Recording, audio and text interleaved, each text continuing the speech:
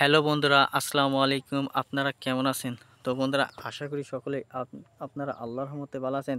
তো বন্ধুরা, আজকে আমি আলোচনা করব এই কলা যে দেখতে পাচ্ছেন, এটি হচ্ছে সর্বি কলা। তো বন্ধুরা, আজকে আলোচনার বিষয় হচ্ছে এই সর্বি কলা আপনারা কোথা থেকে পেয়ে যাবেন এবং কি এই সর্বি কলা আপনারা কিভাবে আপনাদের পুকুরের আশেপাশে কিংবা বন্ধুরা আপনারা আপনাদের জমিতে বাড়ির আঙ্গিনায় কিভাবে এই কলা গাছের চারাগুলো রোপণ করবেন তা বিস্তারিত এই ভিডিওটির মাধ্যমে আপনারা জানতে পারবেন। অবশ্যই বন্ধুরা, এই যে কলা দেখতে পাচ্ছেন, এটি দেশীয় জাতের সর্বি কলা।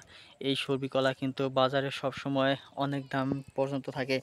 এই কলার দাম কিন্তু বন্ধুরা কখনো কমে না।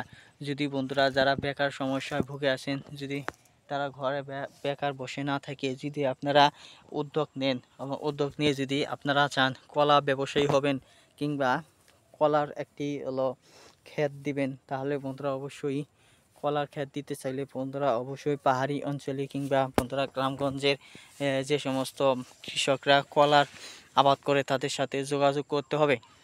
তাহলে কিন্তু বন্ধুরা তারা আপনাকে বলে দেবে কিভাবে আপনারা এই কলা চারাগুলো রোপণ করবেন, কিভাবে পেয়ে যাবেন। তো বন্ধুরা, আমি আপনাদেরকে বিশেষ করে বলতেছি, যদি আপনারা কলা বেকার বসে আছেন, তাহলে বেকার না থেকেই বন্ধুরা আপনারা পাহাড়ি অঞ্চলে মানুষদের সাথে যোগাযোগ করুন অথবা আমাদের সাথে যোগাযোগ করেন।